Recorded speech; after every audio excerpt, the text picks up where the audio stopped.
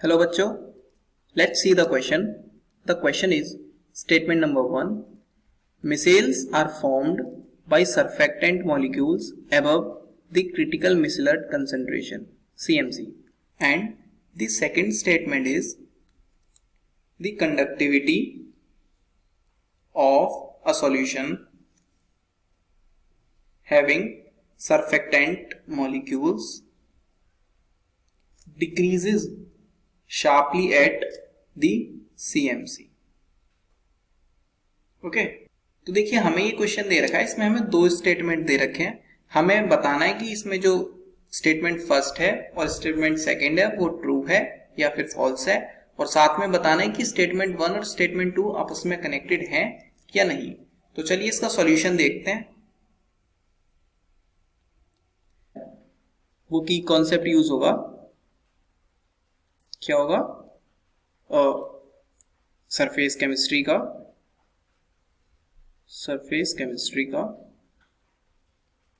एक सब टॉपिक है हमारा यहाँ पे मिसेल फॉर्मेशन. ठीक है, होगा ये यहाँ पर मिसेल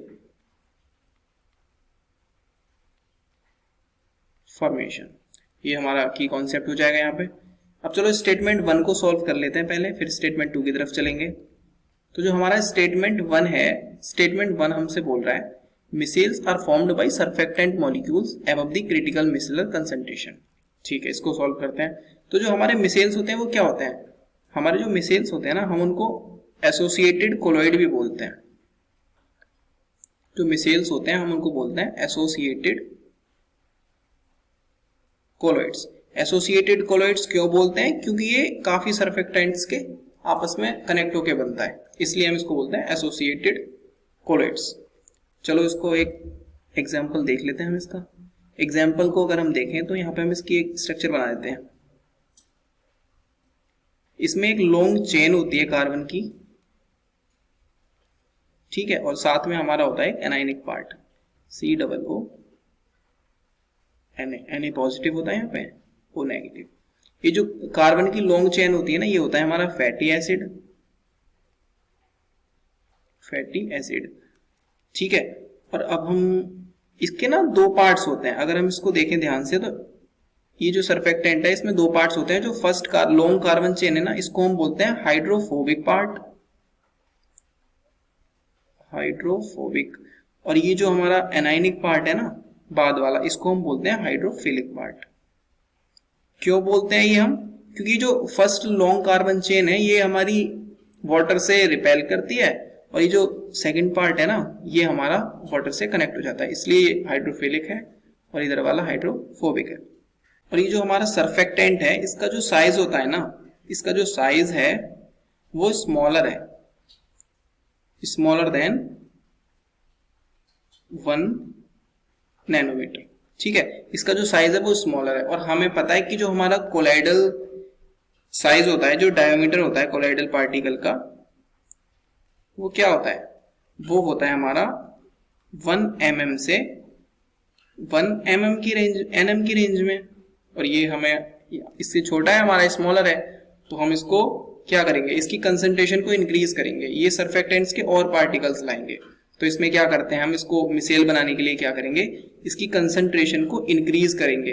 कब तक इंक्रीज करेंगे, हम इसकी कंसंट्रेशन को, ये जो हमारा यहाँ पे दे रखा है ना क्रिटिकल मिसेलर कंसंट्रेशन, इसके बराबर तक लेके जाएंगे या फिर इससे बड़ा करेंगे. CMC, या तो CMC के इक्वल करेंगे या फिर CMC से ग्रेटर देन करेंगे. तब क्या होगा, हमारी कंसंट्रेशन इंक्रीज हो जाएगी और ये मिसेल का फॉर्मेशन हो जाएगा. चलो मैं आपको मिसेल की स्ट्रक्चर बना के दिखा देता हूं. ये जो मिडिल में होता है, इस साइड होता है हमारा हाइड्रोफिलिक पार्ट, और ये जो कार्बन चेन जा रही है ना दूर की साइड, इधर होता है हमारा हाइड्रोफोबिक पार्ट. ओके, तो ये हमारी मिसेल की स्ट्रक्चर होती है. ये स्ट्रक्चर हो जाएगी हमारी मिसेल की. ठीक है, अब देखिए आप स्टेटमेंट फर्स्ट को ध्यान से देखिए. स्टेटमेंट फर्स्ट में हमसे बोला है कि micelles are formed by surfactant molecules above the critical micellar concentration. तो ये देखिए आप, ये क्रिटिकल मिसेलर कंसंट्रेशन से अबव बन रहा है, लार्जर होना चाहिए या फिर इक्वल देन होना चाहिए. ठीक है, तो ये जो हमारी फर्स्ट स्टेटमेंट है वो करेक्ट हो जाएगी. Statement first is correct. Statement number second को देखते हैं, चलो। The conductivity of A solution having surfactant molecules decreases sharply at the CMC। चलो इसको नेक्स्ट स्लाइड पे देखते हैं। अब देखिए स्टेटमेंट, हमारा जो सेकंड स्टेटमेंट है उसको देखते हैं। हमारा जो सरफेक्टेंट था जिससे हमने मिसाइल बनाया था वो था हमारा R, C double bond O negative और Na पॉजिटिव। अब देखिए क्योंकि यहाँ पे नेगेटिव चार्ज भी प्रेजेंट है और पॉजिटिव चार्ज भी प्रेजेंट है, तो यहाँ क्या हो जाएगा, यहाँ जो कंडक्टिविटी हो जाएगी वो ग्रेटर हो जाएगी। कंडक्टिविटी क्या हो जाएगी हमारी यहाँ पे, लार्जर हो जाएगी। ठीक है, अब हमने क्या किया था, इसकी कंसंट्रेशन को इंक्रीज किया था। सो जब हम इसकी कंसंट्रेशन को इंक्रीज करेंगे, लेकिन जो कंसंट्रेशन होगी ना वो लेसर होगी किससे, CMC से। अब देखिए हमारा ये जो सरफेक्टेंट है ना, यहाँ पे ये सरफेक्टेंट क्या होगा, अपने आयंस में डिवाइड हो जाता है, R C double O negative और Na पॉजिटिव। अब ये जो दोनों आयंस हैं ये मूव करते हैं, और जब ये मूव करेंगे तो क्या होगा, जो हमारी कंडक्टिविटी है वो इंक्रीज हो जाएगी। ठीक है, और कंडक्टिविटी इंक्रीज होगी।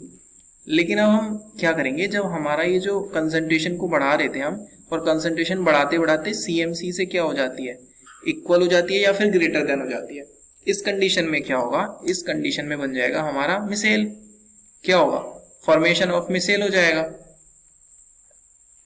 Formation of micelle. जैसे ही फॉर्मेशन ऑफ मिसेल होगा हमारी ये स्ट्रक्चर बन जाएगी।